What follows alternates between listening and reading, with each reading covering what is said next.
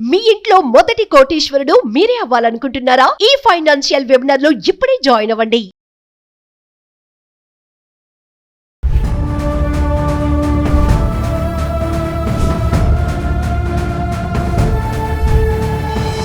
Hi hello నమస్తే, welcome back to Suman TV. ప్రస్తుతం మనతో పాటు ఉన్నారు POW అధ్యక్షురాలు సంధ్య గారు. మేడంతో మాట్లాడదాం. నమస్తే మేడం.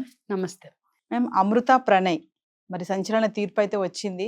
అయితే ఇప్పుడు అమృత మళ్ళీ పెళ్లి చేసుకోబోతుందా, మళ్ళీ ప్రేమలో పడిందా, అసలు ఆమె ఎందుకు బయటకు రావట్లేదు అనేది నెటిజన్స్ యొక్క చాలా హార్ష్ కామెంట్స్ వస్తున్నాయి. అసలు ఎందుకు ఈమె వల్లే ఇదంతా జరిగింది, అసలు ఆ అమ్మాయి సూసైడ్ చేసుకుంటే బాగుండు అనే ధోరణి కూడా మాట్లాడుతున్నారు. ఎందుకంటారు? ఒక్కసారి మగవాళ్ళ యొక్క ఆలోచన విధానం ఎందుకు ఇలా ఉంటుంది? అంటే అమ్మాయి మళ్ళీ పెళ్లి చేసుకోకూడదా అంటే ఏం చెప్తారు? అంటే ఇంతమంది నాన్న ఇంటర్వ్యూ చేశారు. ఫస్ట్ మీరు అడుగుతున్నారు మగవాళ్ళ ఆలోచన ఎందుకు ఇలా ఉంది. అందరూ ఆ ప్రశ్ననే ముందుకు పెట్టారు. సరే, ఆ ప్రశ్నకి జవాబు వెతకాలి అంటే అసలు ఇంత జడ్జిమెంటల్గా సమాజం ఎందుకుంది? మీరు అన్నట్టు పురుషాధిపత్య భావజాలం, ఆ పురుష సమాజమే ఈ ప్రశ్నలు వదులుతాను. మీరు అది గమనించింది కరెక్టే. రెండోది ఏంటంటే అసలు వీళ్ళంతా ఎవరండి జడ్జిమెంటల్గా ఉండటానికి? మీ ఇళ్లలో ఆడపిల్లలు యంగ్ విడోస్ ఉంటారు. భర్తలు యాక్సిడెంట్లో చనిపోవడమో లేకపోతే ఏదైనా అనారోగ్యాలతో చనిపోవడం. మా అమ్మాయి జీవితాంతం మా ముందు ఏడుస్తూ కూర్చోవాలని మీరు కోరుకుంటున్నారా? మీ చెల్లెళ్ళలో మీ బిడ్డలో అయితే ఆ అమ్మాయి మీద అంత అప్రకటిత యుద్ధంలాగా ఆ అమ్మాయి మీద అంత కక్ష సాధింపు ఎందుకు? ఎవరైనా కావచ్చు, అమృత తన వ్యక్తిగత జీవితం గడుపుకునే హక్కు తనకుంది. పెళ్లి చేసుకుందా, చేసుకోదా, చేసుకుంటుందా అంటే చేసుకుంటే తప్పేంటని నేను అడుగుతున్నా. ఒకటి, అసలు 2 రోజులుగా ఆ అమ్మాయి మీద అంత హేట్రేట్ ఎందుకు చూపిస్తున్నారు? బాధితురాలు.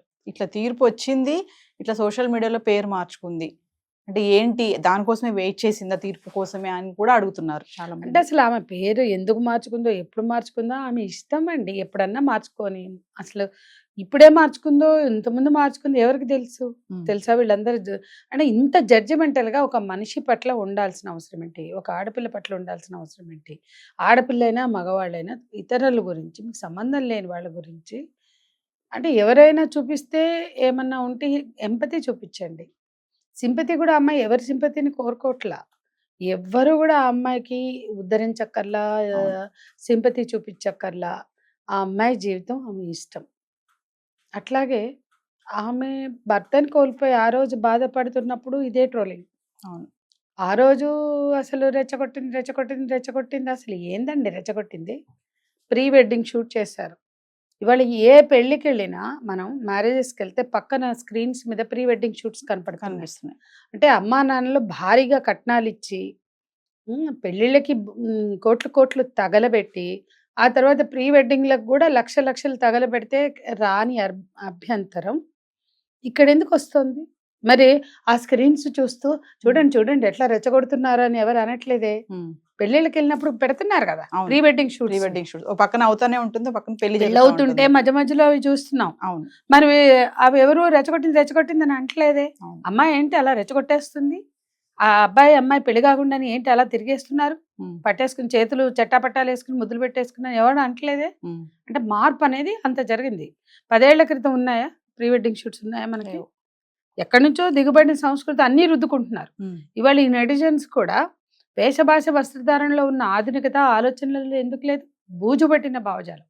ఇవాళ అమెరికాలో అయినా ఇండియాలో అయినా మతం, అక్కడ కట్టర్ క్రిస్టియానిటీయా, ఇక్కడ కట్టర్ హిందుత్వానా, లేకపోతే ఇంకో చోట కట్టర్ ఇస్లామా, స్త్రీలను అణిచివేయడం, స్త్రీల పట్ల వాళ్ళ మెడ మీద వేలాడుతున్న కత్తిలా ఉంటుంది సాంప్రదాయం కానీ ఇంకోటి కానీ. ఎప్పుడు కూడా ధర్మాలు సాంప్రదాయాలు అన్నీ కూడా అమలు చేయాల్సిన బాధ్యత ఆడవాళ్ళ నెత్తినే పెడతారు. ఈజీగా మాట్లాడేస్తారు. ఇప్పుడు చూడండి, ఆధునిక దేశమైన అమెరికాలో ఇలన్ మస్క్ వచ్చి ట్రాన్స్జెండర్ ఇష్యూస్ మీద మాట్లాడేస్తాడు. Reproductive rights వద్దంటాడు. అబార్షనే నేరం అంటున్నాడు. 16 ఏళ్లకి అన్ని స్వేచ్ఛలు ఉండాలి, సెక్స్ స్వేచ్ఛలు, వ్యక్తి స్వేచ్ఛలు ఉండాలి, ఆ వచ్చిన కడుపు మాత్రం క్యారీ చేయాలట. అంటే చూడండి, ఆ 16 ఏళ్ళ అమ్మాయి క్యారీ చేయకూడదు. అమ్మాయి ఇప్పుడు 18 ఏళ్ళు దాటకుండా పిల్లల్ని కనొద్దు అన్నప్పుడు ఆ పిల్ల కరణం కరెక్టా కాదు అనేది లేకుండా అబార్షన్ నేరం అని చేసి పెట్టారు. ఇవాళ ఎంత ప్రెషర్ ఆ అమ్మాయి మీద ఉంటుంది.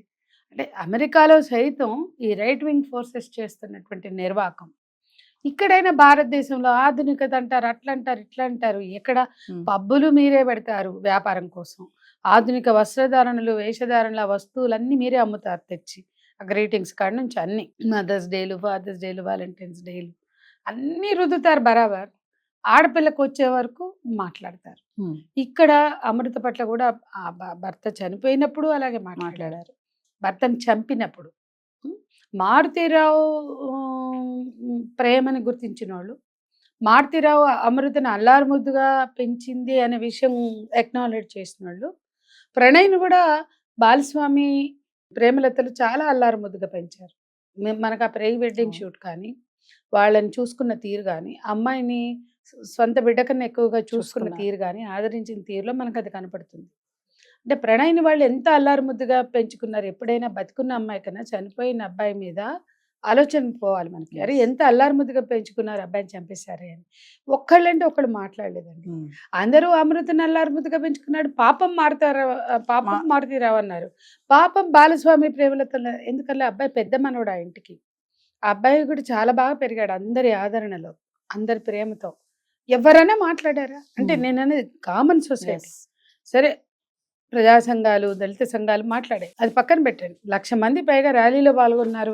ఎక్కడ ఇవాళ మాట్లాడే సమాజంలో ఇలాంటి హత్యలు జరిగినా, మరణాలు జరిగినా 1,00,000 మంది రారు. బాలస్వామి ప్రేమలతల కొడుకైన ప్రణయ్ చనిపోతే 1,00,000 మందికి పైగా పాల్గొన్నారు. అది సమాజం, ఇదే సమాజం అంటే రెండుగా చీలిపోయింది సమాజం. ఇదే సమాజంలో అణచివేతను వ్యతిరేకించే వాళ్ళు, వివక్షని, అసమానతలను వ్యతిరేకించే వాళ్ళంతా సంఘటితంగా అక్కడ నిలబడ్డారు. ఆ వాస్తవాలు చూడలేని అజ్ఞానులు, మూర్ఖులు ఆ రోజు మాట్లాడారు. మారుతీరావు అరెస్టుకు వ్యతిరేకంగా వైశ్య సంఘాలు బయటకు వచ్చి, సాంప్రదాయ సనాతనవాదులు, వైశ్య సంఘాలు ఊరేగింపులు తీశాయి. అతను అరెస్ట్ అయ్యి బెయిల్ మీద విడుదలైనప్పుడు ఆయనకి నీరాజనాలు పలికారు, హారతులు పట్టారు, శాలువాలు కప్పారు, ఆయనకు సన్మానాలు చేశారు.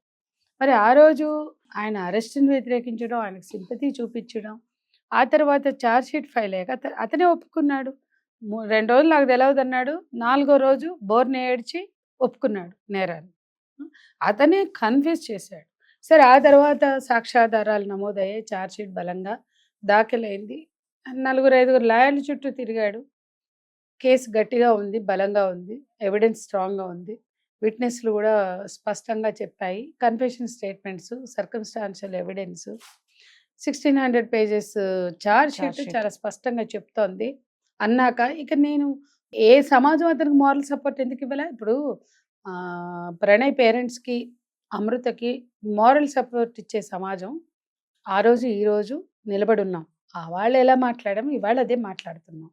మరి మారుతీరావు నిరాశలో ఉన్నప్పుడు ఆ సమాజం ఎందుకు నిలబడలేకపోయింది, ఎందుకు ఆత్మస్థైర్యం ఇవ్వలేకపోయింది? అంటే ఒక నేరం ఎప్పటికీ చెల్లుబాటు కాదు. ఒక క్రూరత్వాన్ని చూపించినప్పుడు సాంప్రదాయాల పేరుతో నువ్వు నీ పెంపకం, నీ పిల్ల వెళ్ళిపోయింది, ఇంత రెచ్చగొట్టిన వాళ్ళు, ఆ పీర్ గ్రూప్ ప్రెషర్ ఏదైతే అతను ఎదుర్కొన్నాడో అతని కుటుంబ సభ్యులు చేశారు, ఆ నేరంలో భాగస్వాములు అయ్యారు. అందరూ కూడా కట్టకట్టుకుని సుపారీ గ్యాంగులు దించి ఈ హత్యకు పాల్పడ్డారు. దాని మీద ఇవాళ అతని కుటుంబం కూడా అమ్మాయిని బ్లేమ్ చేస్తారు. వాళ్ళ బాబాయ్ కూతురు కూడా మాట్లాడేది చాలా అన్యాయం అండి. నెటిజన్స్ మాట్లాడినా, శ్రవణ్ కుమార్, తిరునగరి శ్రవణ్ కుమార్ కూతురు మాట్లాడినా, ఎవరు మాట్లాడినా దుర్మార్గం. అమృత బాధితురాలు ఆ రోజు భర్తను కోల్పోయింది. తర్వాత చాలా అభద్రతా భావంతో బిడ్డని కంది. ఆ తర్వాత ఆ బిడ్డని పెంచుకోవడానికి చాలా స్ట్రగుల్ అయింది. ఆ అమ్మాయి నిలబడ్డం చూడలేని వాళ్ళు, ఆ అమ్మాయి బతికి బట్ట కట్టడం, ఆ అమ్మాయి ఆత్మస్థైర్యంతో జీవించడం, ఆ బిడ్డని హ్యాపీగా పెంచుకోవడం, తన కాళ్ళ మీద తను నిలబడడం, తన కెరియర్ని రూపొందించుకోవడం సహించలేని సమాజం మాత్రమే మాట్లాడతారు. మీ బిడ్డలకి పెళ్ళిళ్ళు అయితే పెట్టుకోండి, అట్లాగే పెట్టుకోండి. ఇవాళ ఎంతోమంది కపుల్స్, ఎంతోమంది తల్లిదండ్రులు మా దగ్గరికి వస్తున్నారు. ఎందుకు? పిల్లలు పెళ్ళిళ్ళు చేసుకోము అంటే విడిపోయాక ఏడుస్తూ మేము ఉన్నంతకాలమే కదా మేడం, తర్వాత తోడు ఉండాలి కదా, పెళ్ళి చేసుకోమనండి అని కన్విన్స్ చేయించడానికి వచ్చిన తల్లిదండ్రులు ఉన్నారు. ఒక అమ్మాయి మా దగ్గరికి వచ్చింది, నా కొడుకుని వాళ్ళు తీసుకుని ఇవ్వట్లేదు అంటే ఆ తల్లిదండ్రులు ఏం చెప్పారో తెలుసా? ఈ అమ్మాయికి మళ్ళీ పెళ్లి చేయాలంటే కొడుకుంటే ఎవరు రారు మేడం, అందుకని మేము పెంచుకుంటాం, అమ్మాయికి మళ్ళీ లైఫ్ ఉంటుంది, అని చెప్పి అమ్మాయిని హాస్టల్లో ఉండమని వీళ్ళు కొడుకుని పెంచుకుంటున్నారు, సంబంధాలు చూస్తున్నారు. ఎస్. ఆ అమ్మాయి నా తల్లిదండ్రులు నా కొడుకునే గుంజేస్తారంది. అట్లా ఒక ఆడపిల్ల తల్లి వచ్చింది అంతకుముందు. అంటే తమ పిల్లలు పెళ్ళిళ్ళు కావాలి కాబట్టి వాళ్ళ పిల్లల్ని తెచ్చి పెంచుతున్న తల్లిదండ్రులని మీరు సమాజంలో చూడండి ఎంతమంది దొరుకుతారు. పిల్లలు అల్లుళ్ళు చచ్చిపోయాక ఆ ఇంటి పేర్లు ఉంచారా వాళ్ళకి? ఉంచారా నేను అడుగుతున్నా. విడోలు అవ్వగానే ఆ తాళి తీసేస్తారు, ఇంకేవో జరుగుతాయి కదా, ఆ తర్వాత ఆ ఇంటి పేరుని కొనసాగిస్తున్నారా? ఆస్తుల కోసం ఎక్కడన్నా చేస్తున్నారేమో టెక్నికల్గా. ఎస్. రెండోది, మళ్ళీ పెళ్లి చేయాలనుకున్న పిల్లలకి ఆ ఇంటి పేరు ఉందా చూడండి, వాళ్ళ ఫేస్బుక్లు చూడండి, ఈవెన్ డైవోర్సెస్ అయినా. అంటే అక్కడ ఎక్కడా లేని అభ్యంతరం ఈ పిల్ల మీద ఎందుకండి? ఫోటోలు కూడా తీయించిన తల్లిదండ్రులు ఉన్నారు తెలుసా. ఆ అమ్మాయి ప్రేమని మర్చిపోలేక భర్త మీద తీయపోతే బలవంతంగా ఫేస్బుక్లో అవి ఫోటోలు తీయించారు. ఇవన్నీ ఆ తల్లిదండ్రులు తమ అమ్మాయికి తమ కూతురికి పెళ్లి చేయాలనే లక్ష్యంతో చేసినవి. అది అర్థం చేసుకోగలిగిన సమాజం అమృత మీద ఎందుకు అంత కత్తిగట్టిందని నేను ప్రశ్నిస్తున్నా. ఆమంతా ఇప్పుడు నిలబడిందని చెప్తున్నారు కదా, నిలబడింది నిజమే, అది ఒప్పుకోవచ్చు అందరం కూడా. అంటే నేను ఇప్పుడు దృఢ నిశ్చయంతో ఉన్నాను, నా బిడ్డను పెంచుకోవాలి, ఇంకో పెళ్లి చేసుకుంటాను నేను అని తన బయటకు వచ్చినా కూడా ఇలానే గుచ్చి గుచ్చి చంపేస్తుంది అంటారా సమాజం? అసలు ఎవ్వరు ఏం చెప్పినా పెళ్లి చేసుకోవడం ఆమె హక్కు. ఎస్. బ్రతికి బట్టగట్టడం, తన బిడ్డని ఆత్మస్థైర్యంతో పెంచుకోవడం ఆమె హక్కు. ఆమె కెరియర్ అయినా ఆమె జీవితమైనా ఆమెకు నచ్చినట్లుగా తీర్చిదిద్దుకునే హక్కు ఉంది. మీ ఇళ్లల్లో ఆడపిల్లలు, మీ ఇళ్లల్లో కొడుకులు, మీ కుటుంబాల్లో ఎట్లా మీ సభ్యులు ఎట్లున్నారో వాళ్ళు కూడా అంతే ఉంటారు. వాళ్ళు బాధితులైనంత మాత్రాన లేదా పబ్లిక్ ఫిగర్స్ అయినంత మాత్రాన, అంటే సోషల్ మీడియాలో కనపడిన సభ్య సమాజంలో అందరికీ విజిబుల్గా ఉన్న, అంటే అందరూ చూడగలిగేలాగా ఉన్నంత మాత్రాన ఇన్ని జడ్జిమెంట్లు పాస్ చేసే హక్కు ఎవరికి లేదు. సినిమా వాళ్ళ మీద అదే గాసిపింగ్, సెలబ్రిటీల మీద అదే గాసిపింగ్. అంటే ఈ కల్చర్లో భాగం. ఆ అమ్మాయి అసలు పట్టించుకోవాల్సిన అవసరం కూడా లేదు. కానీ మనం థర్డ్ పర్సన్స్గా సెన్సిబుల్గా ఆలోచించే మనుషులుగా, యాక్టివిస్టులుగా, జర్నలిస్టులుగా ఈ కల్చర్ని డిస్కరేజ్ చేయాలి. ఇది తప్పు అని నిర్ద్వంద్వంగా ఖండించాలి. అమృత జడ్జిమెంట్ వచ్చినప్పుడైనా, అమృత నీ కష్టం ఫలించింది, నీ న్యాయ పోరాటం దానికి ఫలితం దక్కిందని మాట్లాడవలసిన చోట సపోర్ట్ చేయాలి. బాలస్వామి, ప్రేమలత గారు మీ బాధ కొంతన్నా, మీ బాధ తీరేది కాదు. ఆయన చెప్పాడు, నా బాధ తీరేది కాదు, నా మనవడికి తండ్రి లేడు, నిహాన్కి తండ్రి లేడు, నాకు కొడుకు లేడు, మా ఇద్దరికి కొడుకు లేడు, అమృతకి ప్రేమించిన భర్త లేడు అని ఆయన మాట్లాడాడు. సంతోషిస్తున్నారంటే ఎవరినో చంపితే నేను సంతోషించనండి. నేరం చేసినప్పుడు చట్టం శిక్షిస్తుంది అనేది రుజువైంది, నాకు సంతోషం ఎందుకుంటుంది అని చాలా సంస్కారవంతంగా ఆయన మాట్లాడారు. కానీ ఆ కుటుంబం వాళ్ళ కులం మాట్లాడుతున్నారండి. ఆ కులాన్ని చూపించి ఇంత దారుణంగా ట్రోల్ చేస్తున్నారు. కానీ ఆ కుటుంబానికి ఉన్న సంస్కారం ఎంతమందికి అర్థమైంది? ఆ తల్లిదండ్రులకు ఉన్న ప్రేమ ఎంతమందికి అర్థమైంది? వాళ్ళ పట్ల ఎందుకు ఎంపథెటిక్గా ఉండలేకపోయినారు? అంటే తక్కువ కులాలు కాబట్టి వాళ్ళకి ఎంపతి అక్కర్లేదు, తక్కువ కులాలు కాబట్టి వాళ్ళ బాధను అర్థం చేసుకోక్కర్లేదు, వాళ్ళ లాస్ని మనం హక్కును చేర్చుకోవాల్సిన పని లేదు. ఇదంతా చూడండి. ఆ అమ్మాయి మీద అంత కక్ష ఎందుకు అంటే, ఆ అమ్మాయి అతను చేసుకోవడం. ఆ అమ్మాయి ఈరోజు కాన్ఫిడెంట్గా బ్రతికి బట్టగట్టడం వలన. మరి ఆ రోజు ప్రీ వెడ్డింగ్ షూట్ అని అట్లా వెంటబడ్డారు. అంటే రెచ్చగొట్టిందని మాట్లాడారు. అంటే అడుగడుగున ఆమె అనడానికి అందరిలాగే అమ్మాయి ఇష్టపడింది. అంటే చాలా మంది భూమి పుట్టినప్పటి నుంచి ప్రేమ వివాహాలు ఉన్నాయి, పురాణాల నిండా ఉన్నాయి. చెప్పండి, పురాణాల్లో దేవుళ్ళు దేవతలు ఎవరెవరు ప్రేమించి పెళ్లి చేసుకున్నారో వాళ్ళందరూ తప్పు చేశారని చెప్పండి. అక్కడ కుల అసమానతలు చూసుకోకుండా చేసుకున్నవి కూడా పురాణ గాథల్లో ఉన్నాయి కదా, అవన్నీ నేరం అని చెప్పండి. రాముడి కన్నా పెద్దది సీత అంటారు, లేకపోతే రకరకాల కులాలకు చెందినటువంటి అరుంధతి ఇవాళ ఆదర్శంగా చూపిస్తారు. ఇవన్నీ కులాంతర వివాహాలుగానే పురాణాల్లో పేర్కొన్నారు. ఈ పురాణాల నిండా, పురాణ గాథల నిండా చరిత్ర అంతా ప్రేమ వివాహాలు ఉన్నాయి. ఈ సమాజంలో ఎందుకండి ఇంత దారుణమైనటువంటి ఆలోచన? అంటే మధ్యయుగాల సంస్కృతిలో మాతృస్వామ్య వ్యవస్థను ధ్వంసం చేసి, అంటే ఆస్తి పుట్టాక ఆస్తిని కనిపించే యంత్రాలుగా స్త్రీలను మార్చారు. ఆధిపత్య భావజాలంతో వేట కనిపెట్టి, వ్యవసాయాన్ని కనిపెట్టి, వేటను కనిపెట్టి, గణాలకు అధిపతిగా ఉన్న మాతృస్వామ్య వ్యవస్థలో నిర్ణయాత్మక శక్తిగా ఉన్న స్త్రీని పిల్లల్ని కనిపించే యంత్రంగా మార్చారు. ఆస్తులకి వారసులుగా కనిపించే వాళ్ళగా దిగజార్చారు. ఆ తర్వాత మనుధర్మ భావజాలం వచ్చింది. మనుధర్మ భావజాలం అనేక కట్టెళ్ళు చేసింది. కుల వివక్షని పెంచింది. అందుకని మనుధర్మ భావజాలాన్ని వాళ్ళు పాటిస్తున్నటువంటి ఈ సమాజం రుద్దుతున్నటువంటి పాలకులు మేము రాజ్యాంగం రద్దు చేస్తున్నాం. 25 వందేళ్ల ఆర్ఎస్ఎస్ సందర్భంగా మేము భారత రాజ్యాంగం రద్దు చేసి మనుధర్మం అన్నారు. మొన్న ప్రకటించారు ఇంకా 15 ఏళ్ళని. మనుధర్మాన్ని కుంభమేళాలో కొంతమంది సాధువులతో కలిసి కొంతమంది పెద్దలు ఆవిష్కరించారు.